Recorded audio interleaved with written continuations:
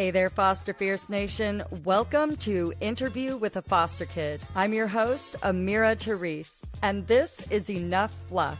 Here, we give a microphone to the voices that have been silenced, and we turn the volume up so the quiet parts get really loud. In this segment, I get to sit down with fellow foster alumni, siblings from around the world still in the system, and others intertwined with foster care. So, as I like to say, leave your judgment at the door, check your triggers, and buckle up for a wild and unapologetic ride as we dive in with our next guest.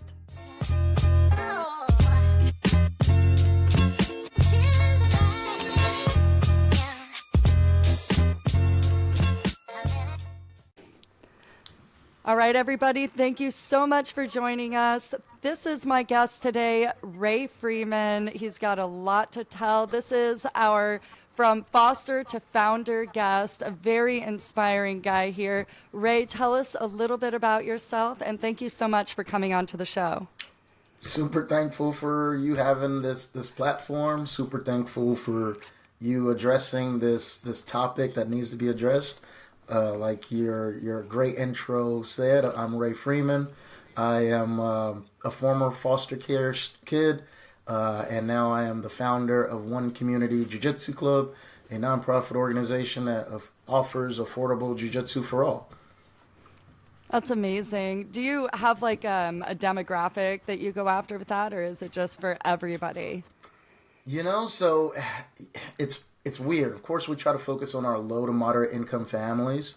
But what I found that if I try to hone in on one demographic, then I feel like I'm excluding another. And as much as I would love to say, yes, we're focused only on the kids, or yes, we're only focused on, the elderly. I mean, I found jiu-jitsu when I was 26 years old, but I know I could have benefited from it when I was 6 years old. And I also know I'll be training this when I'm 70 years old. So that's awesome. It's one of those things where I really want everyone to feel like jiu-jitsu is for them, because it is. That's awesome.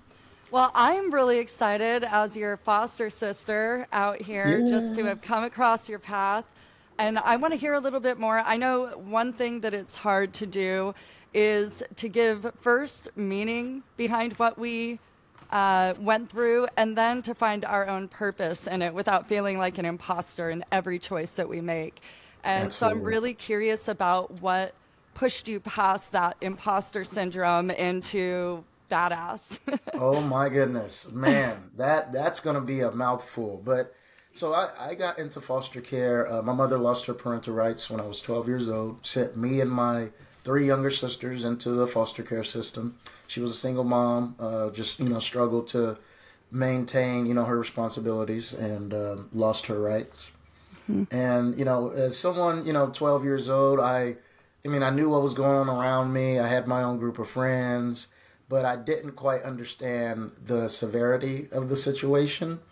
Yeah. I find myself, being someone who held on to hope pretty much the entire time as I was, going through home to home. And when I finally aged out, it was, the first people that grasped onto me. That's kind of, the general theme of the foster kid is like, you're going to be kind of a product of your environment, truly. Yeah. Luckily, I was, at Fort Riley for my final foster home, which is a military base in Kansas. I was going to say, it sounds very militant. Yeah. I was at the Big Red One. People who have played Call of Duty from way back then. That was based off of this military base. So, I was at Junction City High School, and I found myself leaning towards a group of friends that were going into the JROTC program. So when you're aging out of foster care, you gravitate to whoever grasps onto you the quickest, right? It's like with me, I happen to be at Fort Riley, and at Junction City High School, they had a great ROTC program, obviously, with the military base being right there. And the group of friends that I gravitated to were guys that were training to be officers in the military. They were going to go to K-State, and then, of course, go on to be officers. And those are the guys that in my senior year of high school, I leaned into to kind of, I guess, make sure I didn't fall off the wrong tracks. You know, Yeah. I was always a pretty smart kid. Like, I knew I wanted to be a good kid. I knew I didn't want to be a gangbanger. I Right. knew I didn't want to be like a street kid. But at the same time, I had those influences around me. All right. So, I mean, it was really a blessing in disguise, you know, me being at Fort Riley for my final year of foster care. And beyond the blessing part, I just want to give you so much credit because not as foster kids, we don't just have a few influences around us. We have every influence and we are good at imitating whatever path we choose. You know, so it's really about we're skilled masters in imitation and trying to fit into our surroundings and trying not to get kicked out of them, you know? And so We've had to. yeah. So you Yes. made a choice that you could have gone with that. I mean, and I made tight friends on the wrong side of the track. Really cool people that were very enticing, and my life otherwise wasn't at the time. So I kind of had to learn how to give myself credit for making those choices to come back over to the other side because it is a very exciting path, the other side. Yeah, no, I mean those people are super cool. Yeah. I mean, and people are people. Yeah. You know, and that's something that I didn't learn until later in life. But yeah, people are just people. So you have learned that though, and you've obviously created a mission out of it. What was kind of the turning point for you? Because I know we go through a lot of struggling, piecing life together afterward. So just tell me a little bit about that journey and how you. Yeah. So my family is a little bit dysfunctional. At least my biological family is, especially once you know me and my sisters went into foster care. It was a situation where when I turned 18, you know, we try to hold on to that hope, right? Like I wanted to go back home. I wanted to be back with mom. Same. But she Yep. was in a situation where she was kind of in and out of jail and Yep. like definitely down that path that I knew I didn't want to go down. Very relatable. And so, yep. And so somewhere around like 23, 24, you know, that took a few years to settle in. You know, it took about 4 to 5 years of me wanting to hold on to that hope, Yeah. me wanting to hold on to that, like, let's be a regular family again. Took me 4 or 5 years to realize that really wasn't going to happen. And in the meantime, I, you know, had met my wife or my girlfriend at the time and my current wife. She was feeding me delicious foods and I was gaining a lot of weight. And so Gotta love I that. was a fan of UFC. Yeah, right? I was a fan of UFC and I saw those guys and wanted to try some of that stuff, you know. Oh, cool. And actually Ronda Rousey, who I don't know if anyone's ever told you this, but you kind of look a little bit like Ronda Rousey. a little bit. No, nobody Um, has. Yeah, just the hair, like it's in the nose. Okay. But Thank you. and so I was a fan of Ronda Rousey, but there was no judo gyms, and I know she was like armbarring people, hitting them with those throws. I'm a fan of her now Long story too. short, oh yeah, Ronda's great. Nice. She's fantastic, and she inspired me to try jiu-jitsu. And there was a soccer mom that was getting a private lesson at the gym that I stumbled into. And the coach was like, yeah, jump on in there and see how you do. And I was kind of lifting weights at the time, running. You know, I thought, you know, You I'd had be it in the okay. bag. I thought I had it in the bag, Amira. And let me tell you, that soccer mom jumped on my back, choked me like 3 times in a row. And I Love was like, I never want to feel like this again. it. Nice. And so I made the decision that, you know, I was going to train and dive into that so that, I didn't want to feel that sense of hopelessness because it really is Yeah. like you're drowning. Yeah. Speaking of that Didn't think it was going to change much. I just want to interject a little something, and I've heard this before. People say, you ever have those dreams where you're just not in control? A tooth is falling out, one leg is shorter than the other, or you're drowning, or you're in a situation where you need to fight, and you know in real life you have some of the stuff, but in this dream your arms are like jello and you can't defend yourself. I heard that fighting or taking these self-defense classes actually changes those dreams, those feelings of it makes it feel very literal to me, because it feels like these, Interesting. like they kind of I guess they've been able to help people who feel helpless in their dreams, and it's had an actual very literal effect on them. So I've been interested in trying self-defense for that, because I was a scrapper when I was a kid, but I was like just kind of in crisis mode, survivor scrapper. But in my dreams, I can't throw a punch to save my life. So if self-defense can help me with that, that'd be great. Yeah. You know, it's one of those things where, like, at this point, I've been training so long that it really is autopilot. Like, so maybe there is some things to the subconscious there, right? Like, and when we're dreaming, it's literally just in the back of our heads. My jiu-jitsu, like, whenever I'm training now, or if I'm in a live sparring situation, I'm not there. Like, that's something. It's something else. I'm thinking about, like, eating Cheetos later. You know what I mean? Like, awesome. I'm not thinking about throwing a triangle choke. So. That's actually really interesting, to get into the mind of somebody that's fully engaged in a skill, in a talent. So could you just kind of tell me a little bit more about that, just where you are? Oh, yeah. The autopilot. Like, and that, I think, you know, that's probably one of the more refreshing things about jiu-jitsu that took me months to realize that that was something that was happening to me.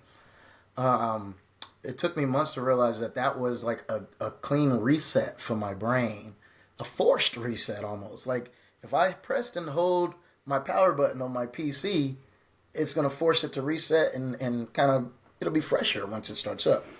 That's what jiu-jitsu does.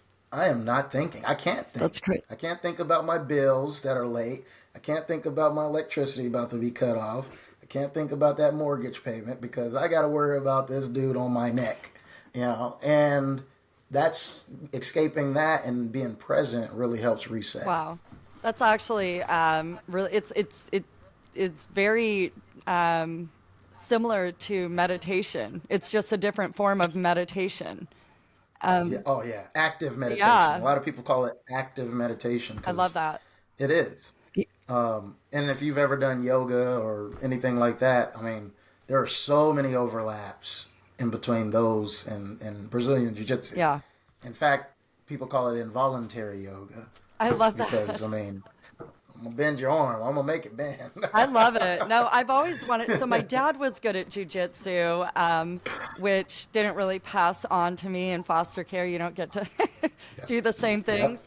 But he had 3 different belts in 3 different forms of martial arts, and jiu-jitsu was like his very favorite one. Really? And, I remember wanting to be good at jiu-jitsu because I had really strong legs. And I ended up wrapping around my opponents like a spider monkey anyway. That was like my move because I was so small when I was a kid. And the fights kept coming. I just had to figure out. Women are really good at jiu-jitsu once you guys dive into it. I can see that. Yeah. Yeah, because it really is mostly about the legs. Yeah. That makes sense. And core. Because that's where I'm at. That's if upper body strength, upper body fight, you got me. But if I can use my core and my lower body, I got you. I think I'm a fair fight. Absolutely. So how do people... We got to get you in a jiu-jitsu gym. I know, and you're actually up the road. I see that flag behind you. I'm in the Rolla, Missouri area, so I'm about 3 hours away from you, but I would love to come up and try one of your classes. What a cool experience. Absolutely. Yeah. And I got friends over there where you're at too. Oh, nice. So you have a reason to visit. Plugged in with some cool people. Yes. So tell me. Well, jiu-jitsu friends. Oh, nice. Maybe I can get in up here. Get a reference. No, tell me a little bit how this jiu-jitsu. I know you got into it, kind of by a few circumstances that led to it. But Yeah. what made you want to turn it into be a founder, and have this be your niche? You've gotten really good at hosting a podcast because that was a layup question. That was just a boom, a finger roll. So, jiu-jitsu is a very affluent martial art. Average memberships right now in the KC Metro are anywhere from $150 to $200 a month. And, kids in our circumstances, or that were in our circumstances, they're not affording that. No. They aren't doing those type of things. Well, And I'll it's say mostly something real quick. good. We're not investing in self-care and in ourselves. And this, what you're doing, is an investment into yourself. So I will say that I'm with you Yeah. there. Yeah, quite literally. I mean, that is it. There's not a whole lot of investment into the individual. And with One Community Jiu Jitsu Club, we wanted to make it so that people aren't priced out. We can't not let people have access to this beautiful culture just because they can't afford it. Yeah. It's not fair. And honestly, it's inhumane. Yeah.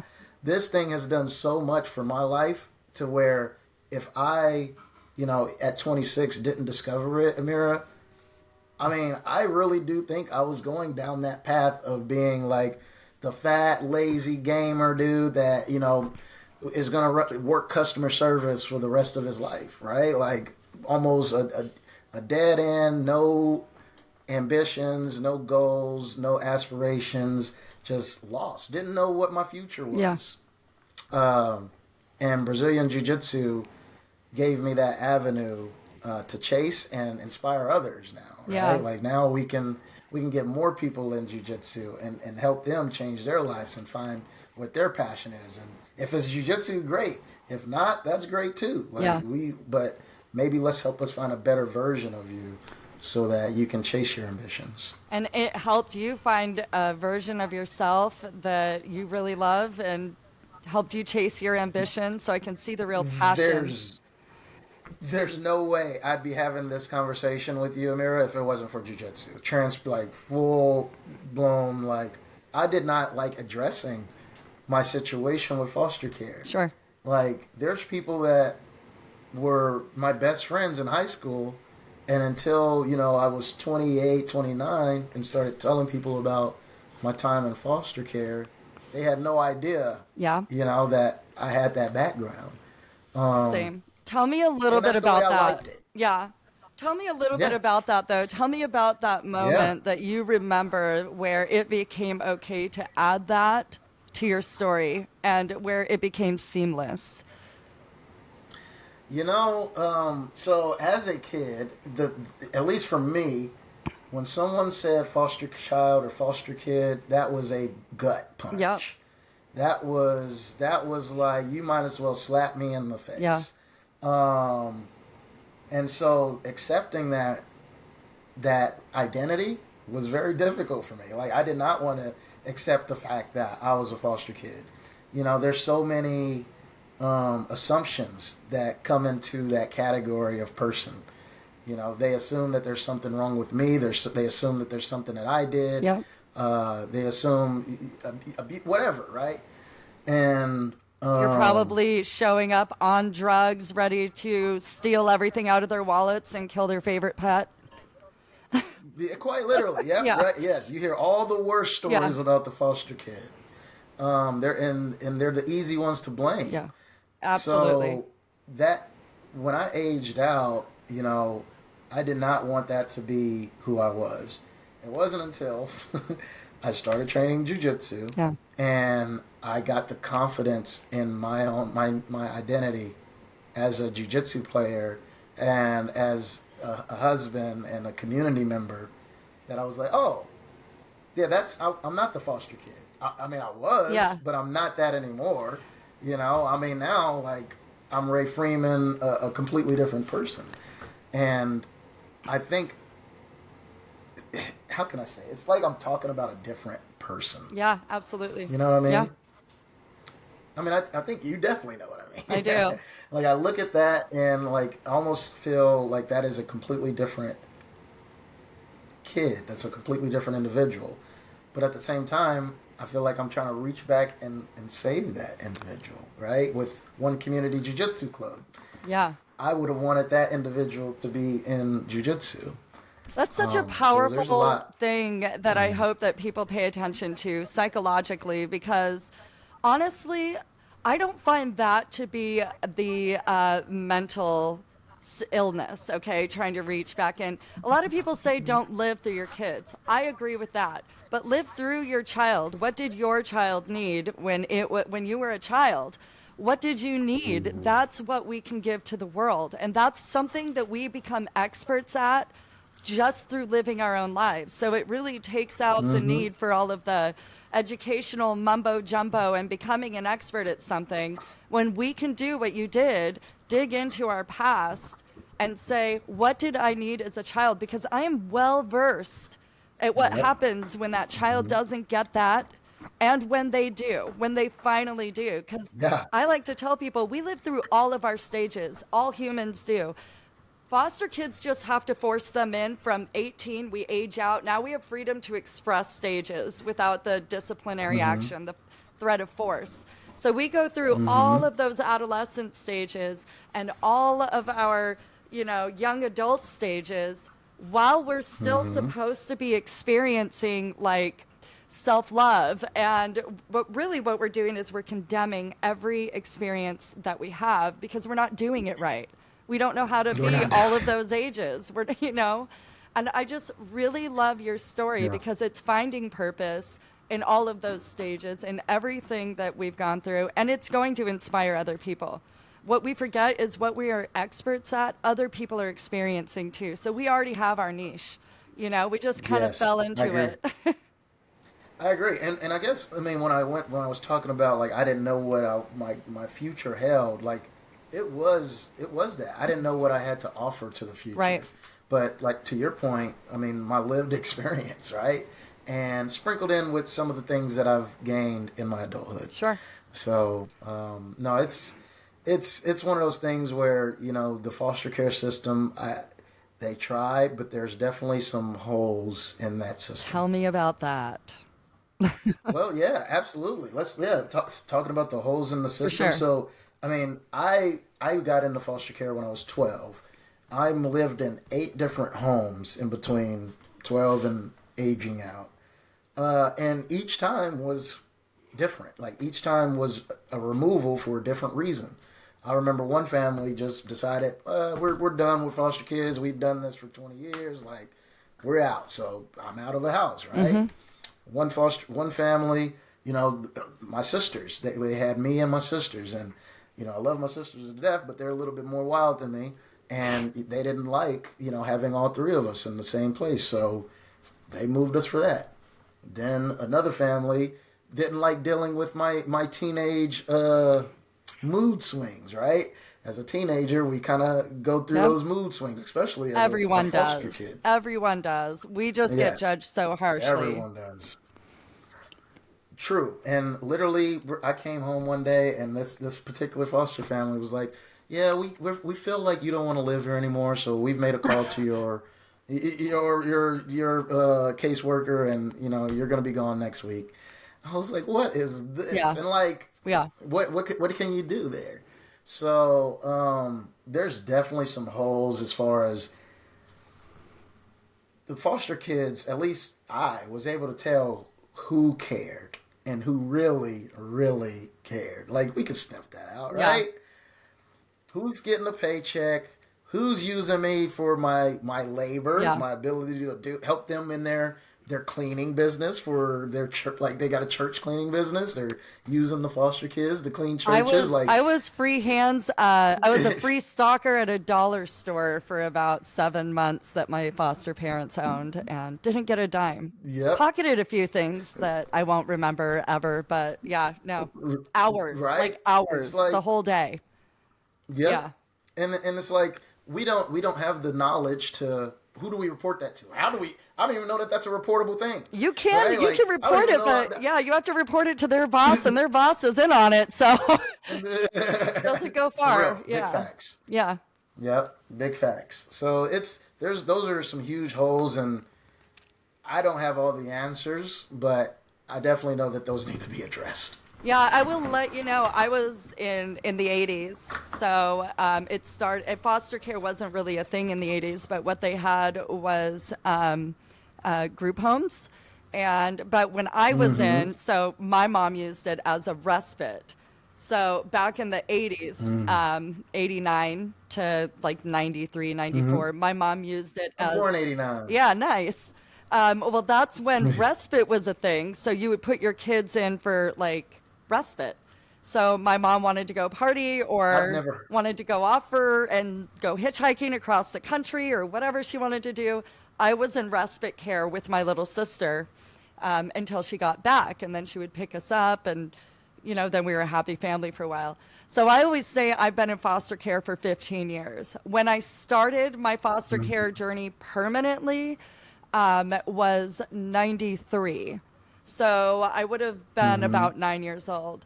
I have a question, too, that's going to absolutely incite some people, but that's okay. There's no fluff here. Yes. But I'm going to say first, I went to, CPS has on my record 30-plus homes because they kept taking me out of the home, or my mom's home, putting me in a home, letting my mom get me back in about 3 months or so. And then I'd go with her for a couple of weeks, 3 weeks. That didn't work. Then I'm going back, but it's a new home almost every time. So that was kind of the thing. Here's a curiosity. Everybody tells me, so I didn't even meet somebody of any other race, ethnicity. It's very bizarre to me because I've been to so many homes. So where was everybody who wasn't white? And I want to ask you from your perspective, were there white kids in your foster homes, or were they still segregating us? Because I grew up thinking foster care, I was envious of the black community because what I kept hearing was, he grew up living with his mom. He grew up having to live with just his mom. He just had a mom. And I'm like, oh, you got to live with your mom? Ooh. Sad. Interesting. and I never saw anybody of any other ethnicity in foster care. So I'm really curious if you did, and I'm really curious about what that was about because I know I wasn't the only, but it was very confusing. You actually that actually brings up some interesting points. So I was in foster care from 2001-ish. Okay. I'm sorry, no. And I'll just say I aged out at 02. So I'll just tell you that real quick. I aged out at 02 in 02. Okay. Go ahead. Yeah. I was from 2000 to 07. Okay, 2001 to 07. And I had one family that did have another foster kid with me that was white. That same family later, after that kid moved away, had another kid in that was Hispanic. Outside of that, I mostly lived with black families. I did live with one family, and the second home was Hispanic. And then the seventh home, she was a white lady. Other than that, it was mostly black families. So maybe there was some, trying to keep I get the races together. Maybe keep them together, maybe keep them apart. I don't know. I just always found that really curious because the one home that I loved was a respite situation. She was a black woman, and I loved the way she ran the house. It was so, she yelled with love. She was just always trying to feed me and always fixing my hair. That's and awesome. Doing she was just super motherly and always, she would call me things. She'd say, I looked like an electrocuted little Annie. And she'd be like, get over here. Let me fix you up. She taught me how to wrap my hair in a pillowcase because I have red, frizzy, gross hair.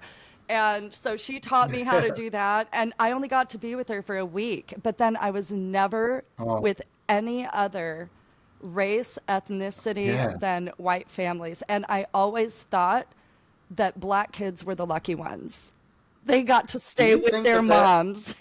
That's literally. I think that might be maybe some parent, by the foster home choices. Maybe. I mean, I That's interesting. It's Have you had curious. any caseworkers on or anyone in the that works in the system on your podcast yet? No, I have a CASA coming, and I'm trying to decide how I will behave with a caseworker. I'll be respectful. I have so many questions, though. I'm so curious about caseworkers. Where do they come from? Why do they choose the job? And why do so many of them not have children? I don't understand. Why are they Interesting. so out of Yeah, yeah, touch? Why do you ask, yeah. though? Because I've been curious to have one. I just kind of would like to get their perspective on that particular question, to about, the if they try to keep certain races with the race that they're in, or if that's not so much of a checkbox. Like, who does make that decision? Is that the foster family, the home that makes that decision? Is that the caseworker decision? Is that a It'd be oversight decision?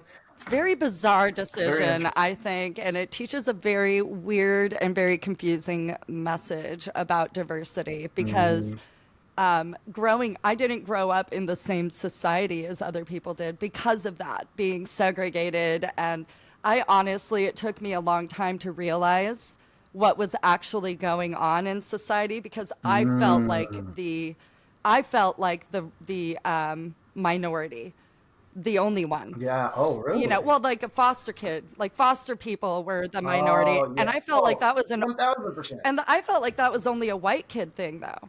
I grew up not liking white Oh. parents, and I hated seeing these television Mm. shows with suburbia land, and they were, Mm. and so Yep. you grow up and you're segregated from this diversity, and you think, I had such, the trashy opinions of myself being this kind of a Mm. white person. So really, my That opinion could makes not have sense. gone lower of myself. I too lied a lot about when I got aged out of foster care. I changed my name to an extent. Mm-hmm. My story about Yep. my parents was that they died, and I was from Canada. And that was one Wow. story. I had another That's story. elaborate. Yeah, Love it. yeah, no, I went into detail. There was another one where Mm. I just had a lot of stories. My mom was an author in Tennessee. But you can do that. You Yeah, can do I that had to do it. because, like, who's like you're the ultimate chameleon. We become that. Yeah, And the cool thing about us is, like, I mean, we can do whatever we want. yeah, But sometimes that what we want is, like, not the best decision, right? And that's how we get a lot of our peers that end up dead or in jail. Like, yeah, there's kids that I lived with that, I mean, they did not make it. yeah, They're dead now. I have another kid that's serving life, and I'm like, dude, yeah.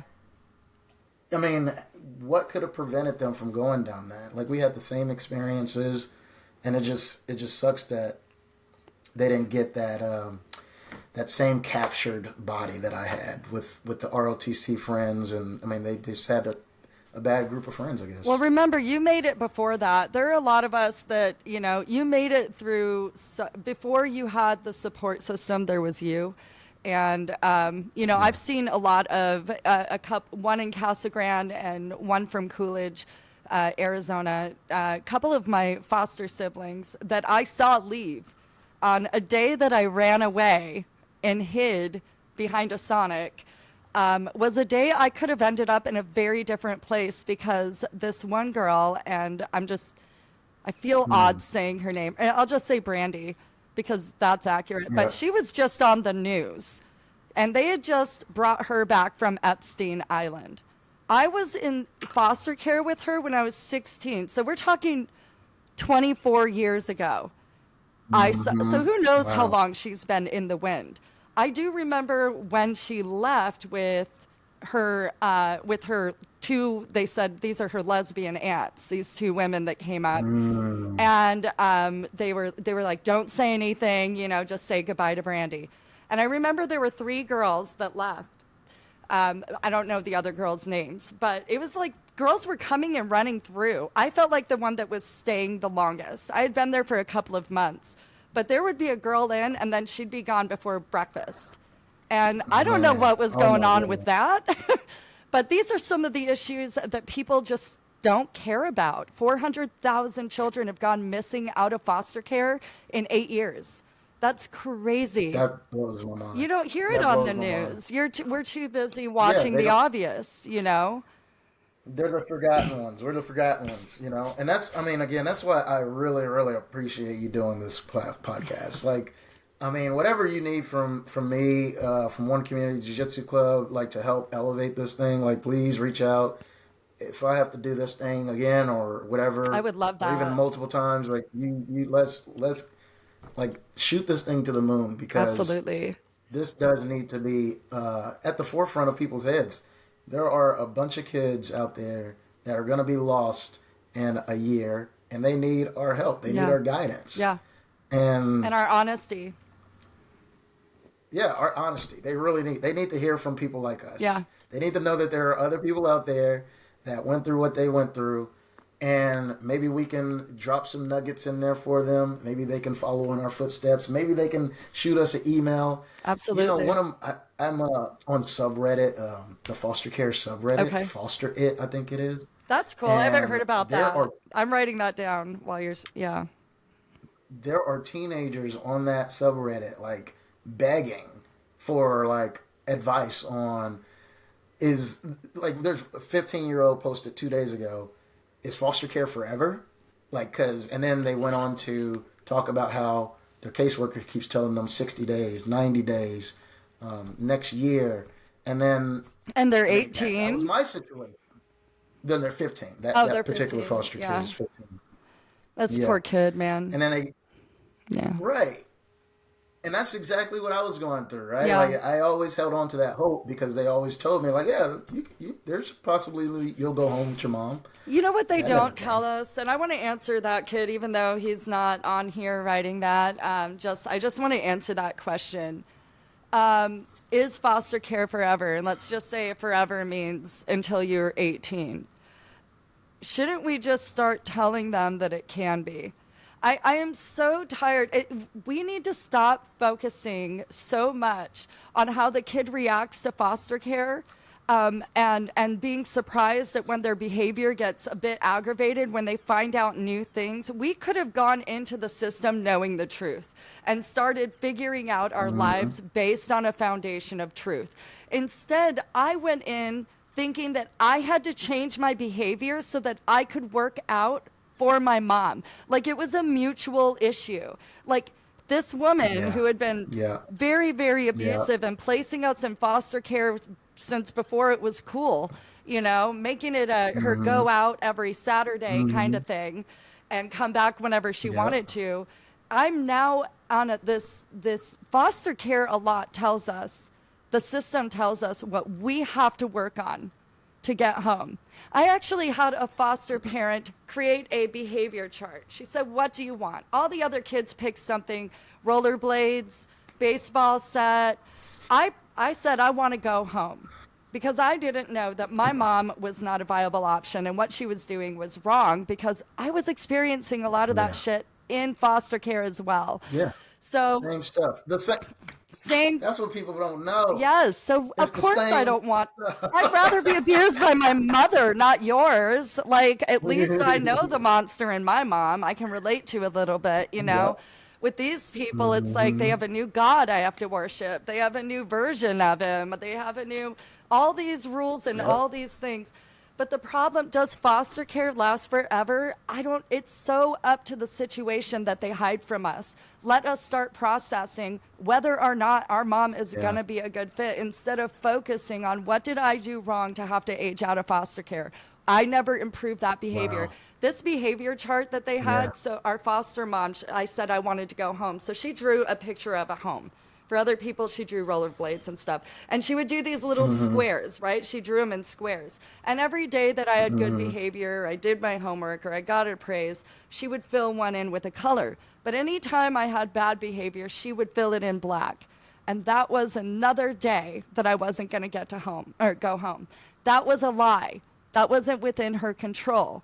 But that was those were the kind of things that made me believe that it was within my control. So that foster kid, I hate that question for him. I hate that he's asking that because it is endless.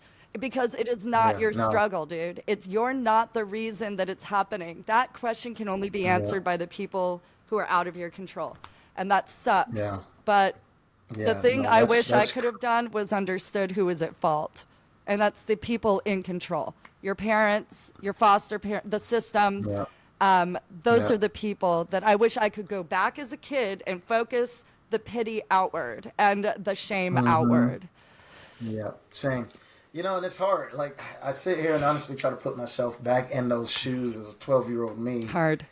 and I kind of remember when the first time someone had basically sat me down and tried their best to explain what my situation was, and they told me that there was still hope of me going home. Right? If in that moment they would have told me I had no hope of going home, I don't know what my reaction would have been. Right? I don't Yeah. know what my emotional like threshold would have been. Uh, What would I don't they know what my needed to say to focus you? would have What been. do you think would have been the best way to Yeah, prepare you for what actually happened in foster care? What do you think would have been the words to say? I know just like when somebody passes away, sometimes there just aren't any. But if there are, what I do you think know. they would have been in that Yeah. moment when you were 12 years old? And people, I think I do recall someone saying something like this: "Is there's nothing really that you did, right? There's nothing really that Ray did or the kids did. It's uh, it's something that your mother has to do to get you back. They told us that she'd have to go to these classes and do certain things, but it never came. And I guess as an adult, realizing that that's what makes me, vent outwards towards my mother more so than the system, because as a father, you tell me there's a list of things I got to do to get my kid back. Like I'm doing that full list 3-4 times, dude. Right? Like I'm getting my kid back instantly. Right. And so the fact that my mother didn't, it just really leaves a bad taste in my mouth. Yeah. And yeah, I don't know if the words exist Right. for that kid to understand the gravity of the situation and still keep them on a path of success. And I've always struggled with this because I've had people tell me, I've had CASAs as an adult, like a couple of CASAs locally that wanted to chat Yeah. with me a bit, Yep. figure out what I'm doing, who I'm coming after with my podcast. But so I've always, and I get that question, well, what should we do? What should we say? And I come up with all of the things they need to stop saying, all of the things that they need to stop doing. Because honestly, autonomy is what we need. We need autonomy from your religion, autonomy from your traditions. When I get thrown into Yeah. this is what I hate every time I Yeah. went into a new home. Well, this is the way we do things here. This is the way we do things in this home. This is the way we do things in Yeah. this family. And then they say it with Yeah. this indignation, this like I'm going to retain that. No, I'm not. Mm-hmm. I don't Oh care how yeah. you do things here, or Oh, you just reopened a be- crazy memory. because I'm trying to get back to my mom's house. I always try, Yeah. which is never going to work, but they keep throwing me back with her. So I keep thinking, okay, next time I'll make it work. Next Make it time work. I'll do Yep. something just a little bit different and I'm going to make it work with her. And they just kept throwing me back in and she kept throwing me back out. So what would I do differently as foster parents? Give the kids a little bit of autonomy when they come in. Stop telling them where they're falling short of your dinner plans. It might be a tray dinner kind of kid, Yeah. okay? And it might make Yep. them really uncomfortable answering your ridiculously shallow questions at the end of dinner as if our life has been that awesome too. Like, what was your favorite part of your Yeah. day? What it'll be when you're done talking. Like Yeah. I'm so not that kind of kid, just give us some Yeah. No. autonomy. Same. I needed that in my life at that time because, I mean, I needed the time to figure out like what I was going through, Yeah. right? And give me to my space without force feeding me. I love what you said about the religion. Like, I have a bad taste in my mouth to this day about going into churches because every foster home I lived with had a different way they addressed religion. Like, Yep. and it makes me just like, bleh. Like I've seen all you guys. I've seen what you do. Like, I know I've been to Nazarene. I've been to Baptist. I've been to Catholic. Yep. Dude, I get it. Like, All of them. for me, all you guys are talking about the same thing. What I took from it was morals and ethics. Morals and ethics. And honestly, all of y'all are kind of falling short of these morals and ethics. They're not even reading their own book. It's insane. Open it up. Like, yeah, falling short of the morals and ethics. And, part of that is why I'm not a foster parent myself, is because I don't know if even I'm equipped to be that person. Like, have you considered being a foster parent, Amira? I want you to keep going, but I love that you asked me that. Yes, and I would never do it. Here's why. Because I know the kind of people I would do it. Here's why. Because the reason I would do it would be to save somebody like me. And that's exactly why I won't do it. Because that is the most ridiculous reason to get into a traumatized human being's life. Because I want to save myself. Yeah. Get out there, start a podcast. Don't screw with them personally. Don't bring them into your house and try to fix them, turn them into the kid that you would have wanted to be if the right hands would have guided you. I am absolutely never going, well, not never. Right now, I am not somebody who could be a foster parent. I would get too involved. I would form one of those unhealthy bonds that traumatized me as a child, because every time you get removed, there's another bond. You're deleted from another person's Christmas photos. Yeah. And I'd be that person that wanted to save their whole life, save their family, save their siblings. Yeah. You had a dog? Yep. We're getting that dog. And I would get too damn involved, and then my heart would absolutely, and I would be anti-Mira. I wouldn't be a foster mom. I couldn't handle that. And I would be foster fierce. It would be I'd be like so foster fierce that I would screw up this poor kid.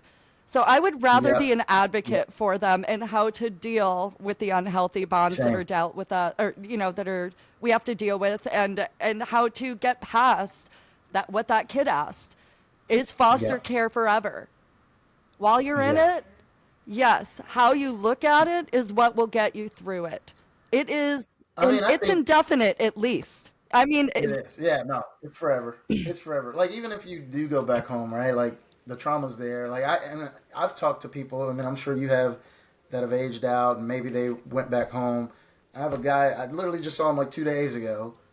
And he was he doesn't want to say this publicly, and I won't say his name, but like, he tells me all the time, like, he went to foster care for 2 years. His parents did get him back, but like, he loves what the message that we're sending at One Community Jiu Jitsu Club, because he was that kid. Yeah. Like, and he still deals with that trauma.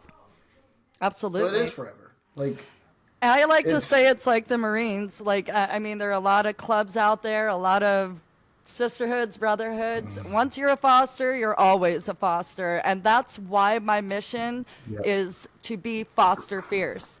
Because I want, like the story even earlier that we were telling, lying about our past, because I don't want more of that in my life.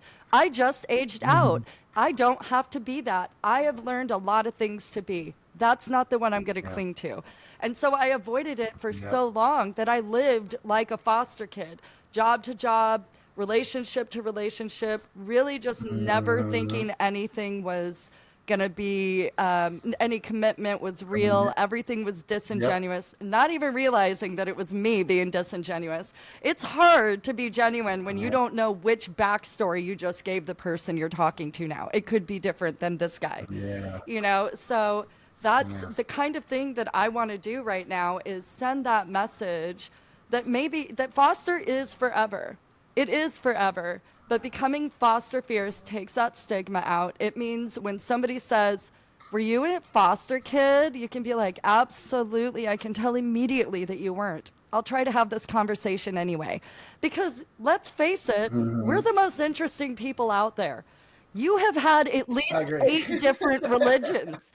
people have to travel the world to be that, in study 8 different religions, okay, in 8 different Yeah. cultural Yeah. homes. Yeah. I've traveled, man. I have learned a lot of Yeah. things. Yeah. I hate small talk, but I absolutely love how it titillates everybody else. I love the power of the mind. Yeah. And like every other, I can't be manipulated, but I'm damn good at it. I don't love liars, but you can't tell if I am. Yep. I'm a Yep. really awesome person. It took me too long to figure that out. And that's what I want to get to our siblings out there is that foster fierce. I will feel successful when one of our siblings still in the system is hashtagging foster kid fierce in high school. Because that means the message Yeah. is getting to the most powerful generation. Those are the change makers. And once That's they embrace it, no, that is huge. yep, that's a big one. No, I want to be high school that's trending, massive. okay? That is wild. Oh man, that's super cool though. Like that's inspirational. That's inspirational. I'd love to help with that. So You are, yeah, please no, do, yeah. this is this is great, Amir. Like I mean, this is something that it's been on my mind to talk about for a long time, and I'm again just super thankful that someone like yourself, expert in that field, taking on the challenge. Let's go. Hey, expert to expert, before we end this show today, and I'm really sad to do that, but I'm absolutely determined to have you back on. What do you want to leave Oh our yeah. foster siblings out there? And what is one question you get asked a lot about jiu-jitsu, about your community, and how can people find you and join you? One message that I have for my foster kids out there: find a group, and I would lean towards a physical activity where you can really like thrive in. For me in high school, I did bowling, I did soccer, and all of those helped me kind of pass the time so that, every moment wasn't so daunting. Of course, I'm going to throw jiu-jitsu in there because, when I was young, jiu-jitsu wasn't available. It didn't get popular in the United States until like 94. And then, even then, it was kind of scarce. So now, go find yourself a jiu-jitsu gym, because once you are in jiu-jitsu, just like once you're in foster care, you can go into any jiu-jitsu gym across this country and you can train and find yourself brothers and sisters that want to see you get better every single day. I love that. As far as finding me, I'm Ray Freeman, easy to find on social media. Actually, I just Googled myself like right before we started this episode. I'm the second thing that pops up if you Google Ray Freeman. Nice. I love that. Apparently, there's a British guy that died. He was 98. He's Ray Freeman. That's the first guy. Okay. I'm the second. So stay out of the But Ray Freeman, obituaries. Stay out of the obituaries and you'll find this guy. yeah, One Community Jiu Jitsu Club. We're on Instagram. We're on Facebook. And honestly, guys, you can call me, dude. My phone number is on the internet. Just hit me up. I love that. Let's do it. I love that. Thank you so much, Ray. I having a foster alum on the show, that's my goal every time. Yes, I want to bring the outsiders in, the system workers, and Yes. get some perspective on that, but it's your story. My passion is your story. And I know that sounds so cliche, but I loved this No. conversation today. I love your story. And I hope that our siblings out there hear it, because they need to know where the light is, They need to know. Yep. No, honestly, you guys, just make it to 18 and then be who you want to be. Love that. All right, everybody. Thank you so much, Ray. Thank you to my Foster Fierce Nation out there. So excited to get this show going. Send in your work. Foster fears. Yes, I want to have more guests like this awesome show that we did today. That was amazing. Until next time, stay Foster Kid Fierce. Yeah.